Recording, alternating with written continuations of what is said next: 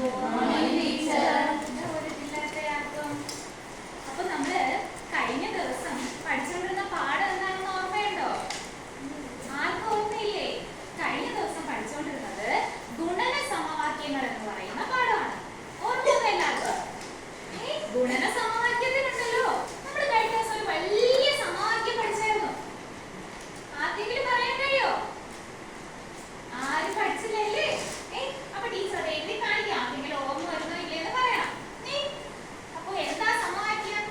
എഴുതുകയാണ് ടീച്ചർ, ശ്രദ്ധിച്ചിരിക്കണം എല്ലാവരും. x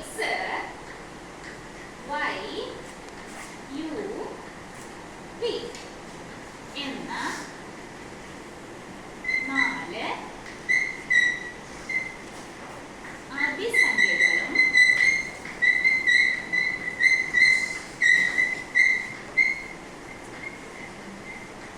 അതില് u v നേക്കാൾ വലുതായാല് x plus y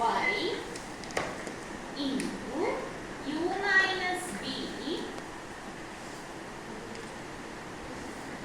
equal xu minus xv plus yu minus y.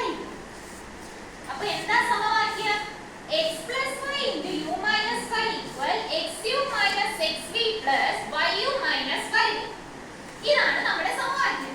ഇപ്പൊ എല്ലാവർക്കും ഓർമ്മ വന്നോ? അപ്പൊ ഈ സമവാക്യം എനിക്കും അറിയാമെന്ന് ഞാൻ കരുതിയത്. ഞാൻ വിചാരിച്ചു ഈ സമവാക്യത്തെ എന്ത് ചോദിച്ചാലും എന്ത് ചെയ്യാൻ പറ്റും, എനിക്ക് എഴുതാനായിട്ട് പറ്റുമെന്ന് വിചാരിച്ചു. പക്ഷേ എന്റെ ഒരു കൂട്ടുകാരി എനിക്കൊരു ചോദ്യം തന്നു. എന്നെ കൊണ്ട് ഉച്ചയ്ക്ക് ചെയ്യാനായിട്ട് സാധിക്കുന്നില്ല. നമുക്ക് ഒരുമിച്ച് ഒന്ന് ചെയ്യാൻ ശ്രമിച്ചാലോ? എന്നെ സഹായിക്കും എല്ലാവരും. അപ്പൊ ആ ചോദ്യം എന്താണെന്ന് അറിയണ്ടേ? അപ്പൊ ചോദ്യം പറയാം, ശ്രദ്ധിച്ചിരിക്കണം. നിങ്ങളും കൂടെ സഹായിച്ചാലേ എനിക്കത് എന്ത് ചെയ്യാൻ പറ്റത്തുള്ളൂ, ചെയ്യാനായിട്ട് പറ്റത്തുള്ളൂ. അപ്പൊ ചോദ്യം എന്ന് പറഞ്ഞു കഴിഞ്ഞാല്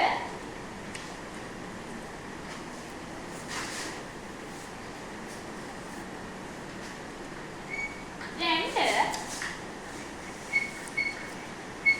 സംഖ്യകളുടെ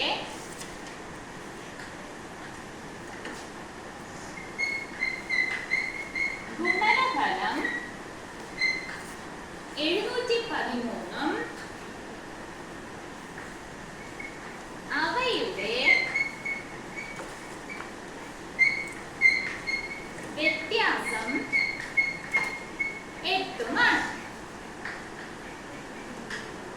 അങ്ങനെയെങ്കിൽ ഈ സംഖ്യകളില്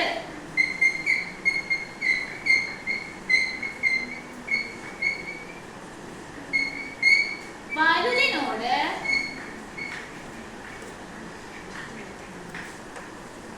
ഒന്ന് കൂട്ടുകയും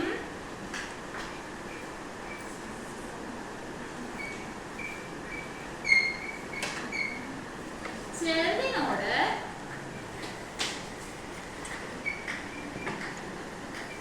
ഒന്ന് കുറയ്ക്കുകയും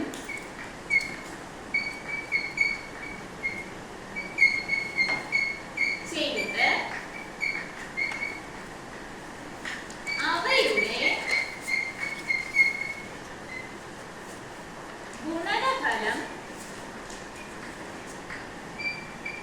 എത്ര എന്നാണ്.